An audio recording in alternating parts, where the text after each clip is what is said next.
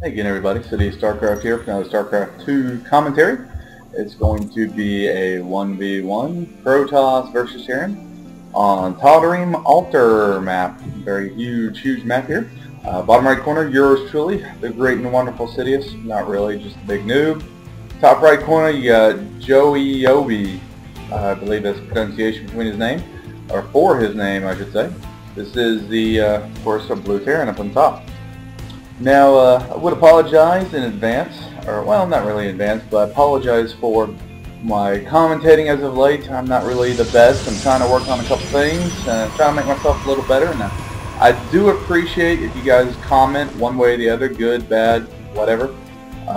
One thing I am going to try to work on definitely is avoid some of my quote-unquote sayings that I do, like things of that nature, and wisely, and yeah, stuff like that. So I've instructed my dog to bite me every single time that I say something like that, but I don't know if he's actually going to do that. Let's hope he does. Now, it does look like jooyeobi is going to be walling off in the little choke down here. Of course, I am getting my probe in here to do a little bit of scouting, trying to come back around to see if I can pick off this SUV as he builds the barracks, but as you can see, unfortunately not able to do so. Did delay that barracks a little bit longer because of a little bit of harassment. I myself am actually starting to drop down a gateway to be a little bit behind his barracks, but as you can see, I'm doing it over here at the bigger choke where your expansion is. Now, since I'm not going up against Zerg, I can easily, and this is a huge map, I can secure the expansion, get it up and running, possibly quicker than than most maps, I should say. Zerg players, if you're going up against a Zerg player, whether you're Terran or Protoss, it's a little difficult if you do a gateway fast expand. Usually you'll see a forge fast expand to possibly have a cannon up to take care of any type of Zergling attack.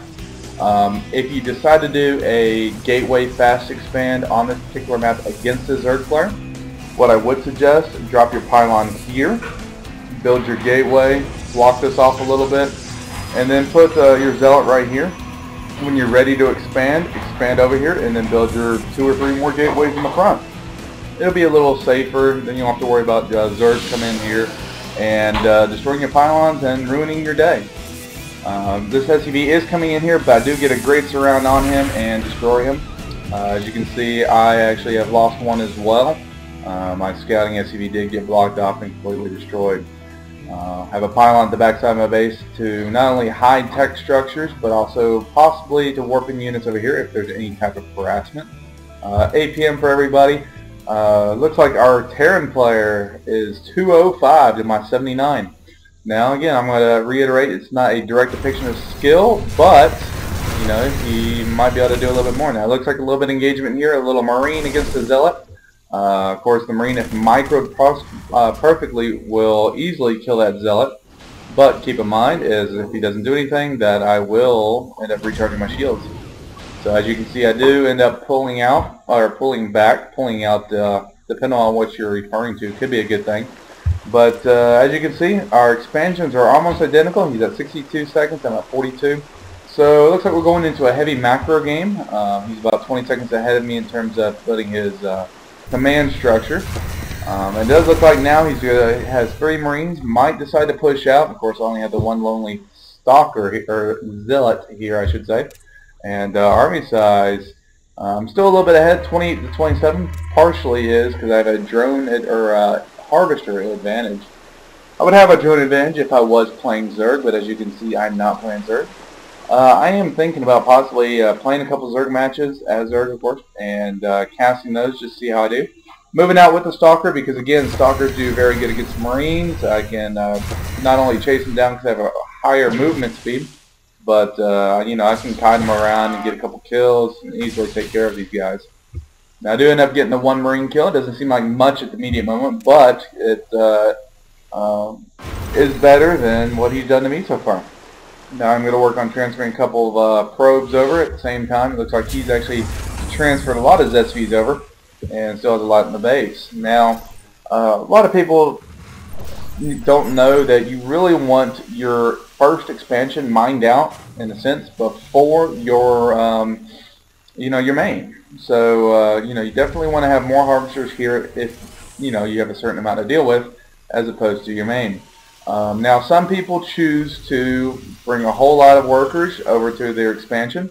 I personally just bring enough to make it so that I'm not too saturated at my main here, and then I start rallying as workers from my main over there. The reason why I do that is, if you really think about it, the amount of mine time lost between going from one base to the other is identical, whether you pull a hole off or you just do one at a time. I just do it this way so I can keep track of my harvesters and know exactly where I'm at all times. So I know how many's here and I know how many's in expansion. Now I do have that observer come up here to scout, and I do have my stalker over here trying to keep that watchtower, because vision is vital. But it looks like he is moving out. He's got about 8 Marines and 1 Marauder, even more than that. I do end up having, of course, some stalkers here, which counter the Marines very, very well. But the micros, the units back, as you can see, you can just destroy the zealots I do have.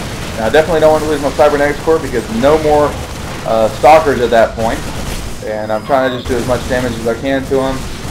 Zealots are getting a little out front, so they're actually getting destroyed pretty easily.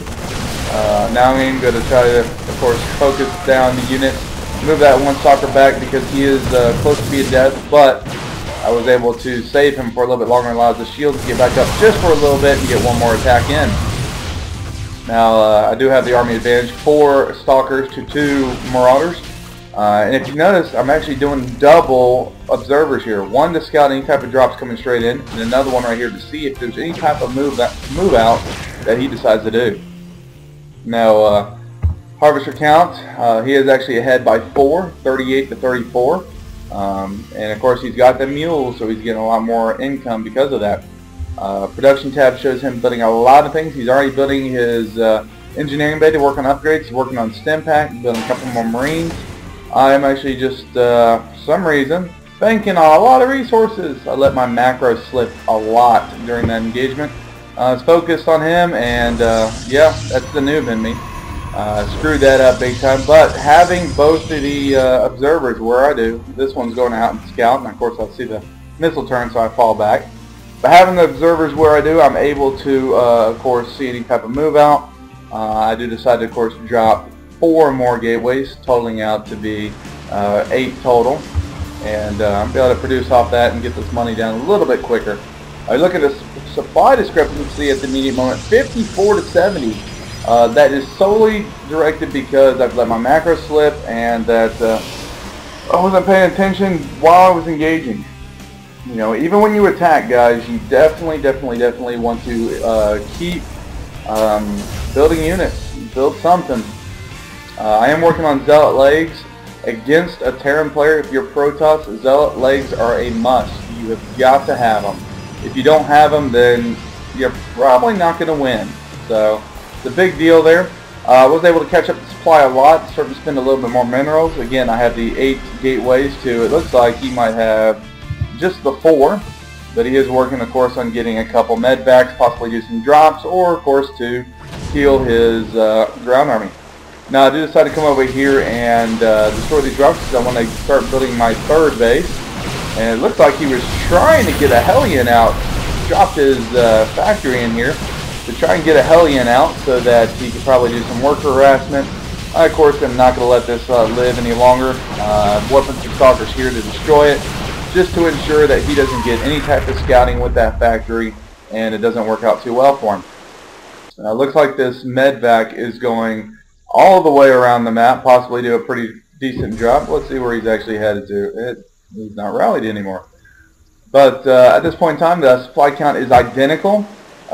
He does, I believe, have upgrades. Oh, he has not upgraded it. He built the engineering bay, but has yet to upgrade anything. I, at the moment, am working, of course, as you well have seen in my many videos, double upgrades, spreading and boosting them out.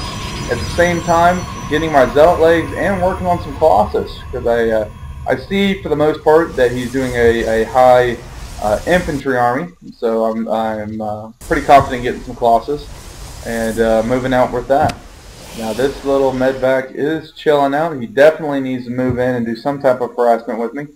Again, I still have this observer here. I'm moving this one for the moment just to check any type of other expansions that could be out. and of course I'm going to rally it over here, then rally it back the way I came, and then back over to the middle, just so that I don't run into any type of missile turrets, because that would not be good for me. Army size, now I'm ahead 108 to 101, and banking still on a lot of resources, so I could probably could afford maybe 3 or 4 more gateways. And it looks like he finally is going to do a drop here in the main. Thankfully, I do end up canceling that one robo facility before he's able to actually kill it or anything like that. He does try to focus down the robotics bay, because as you can see, I'm upgrading the thermal lance, and if he would have got that, that would have definitely put me back pretty hard. I am going to drop a couple cannons down. I think I get overzealous with these cannons. You really don't need this many of them. But yeah, I did decide to drop that many out just to ensure that nothing happens there. Now, I know he's scanned over here, and he also had that factory, so he figured I was going to make a base here. Instead of actually taking the safe base here, I do decide to put it over here in the about the 6 o'clock position. Try to hide it from him, just because, again, he knew that these rocks were destroyed, so he figured that I would probably take that expansion there. Army count now 143 to 121. I do have Colossus. I do have a upgrade advantage. He hasn't worked on anything just yet. He is actually just working on infantry level 1. And it looks like he is getting some ghosts are for Terran against Protoss, almost vital as well. You can EMP the Protoss ball, take out their shields, take out any type of casters, you know, High Templars, Sentries, units like that. Now it does appear that he is actually going to come in again with 4 Marauders, possibly going to come down here and take this particular Nexus out, or he might go right into the main.